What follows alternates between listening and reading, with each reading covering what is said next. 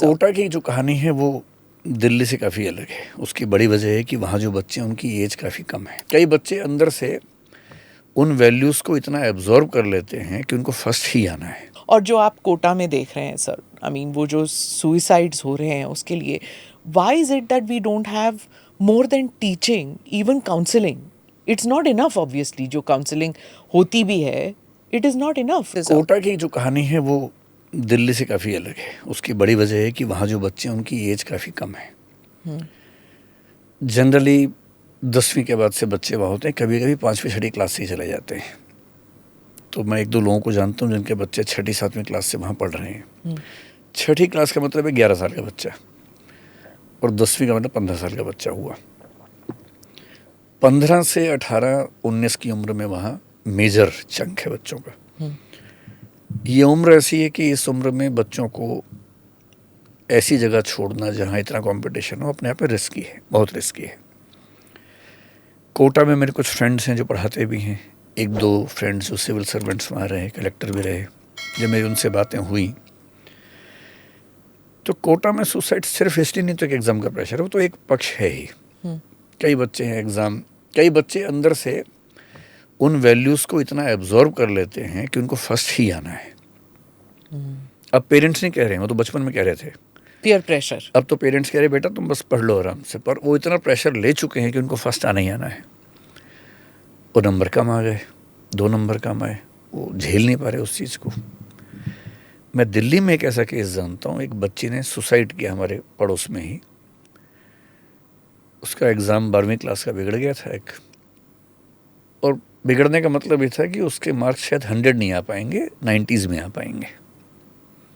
उसने जंप लगा दिया छत से, कोमा में रही कुछ दिन, कुछ मतलब ऐसे वुंड्स हुए।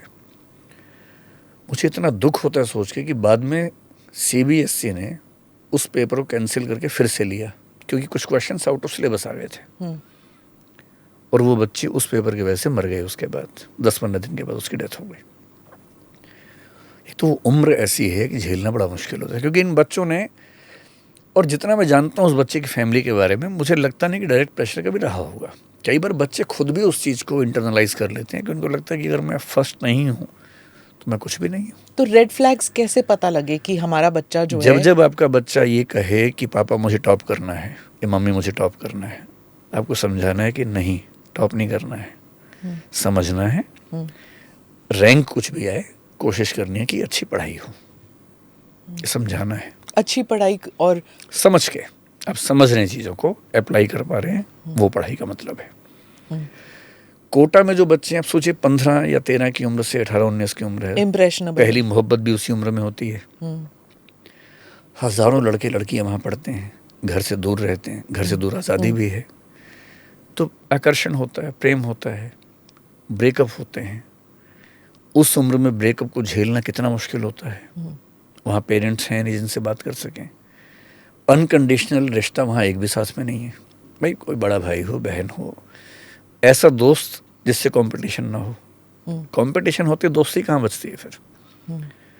अपने मोहल्ले में थे तो पेरेंट्स भी थे, अंकल आंटी भी थे, चाचा भी थे, दोस्त भी थे। ऐसे दोस्त जिनसे कंपटीशन कभी नहीं होने वाला है, वो भी थे। उस पूरे इकोसिस्टम से आपने उसको निकाल के एक जगह रख दिया जहाँ इमोशनल स्कोप है ही नहीं उसके पास। ऐसा ब्रोकन बच्चा कैसे संभलेगा? फिर पेरेंट्स का प्रेशर भी होता है कई बार कि हम भेजा ही, हमने तो भेजा है, इतना खर्चा किया है, खेत बेचा। ये खेत बेचने वाली कहानियाँ भी बड़ी इंटरेस्टिंग होती हैं, कई लोग बेचते भी हैं। लेकिन खेत अगर बेचना भी है पेरेंट को, मान लीजिए, तो बच्चे को बताना नहीं चाहिए। आप 15 साल के बच्चे को बता रहे हैं कि तेरे लिए खेत बेच दिया, तो उस पर दबाव कितना आएगा उसके बाद। और हम ये क्यों नहीं समझ पाते कि हम सब के बच्चे एक्स्ट्राऑर्डिनरी नहीं हो सकते। Click here to watch the full episode.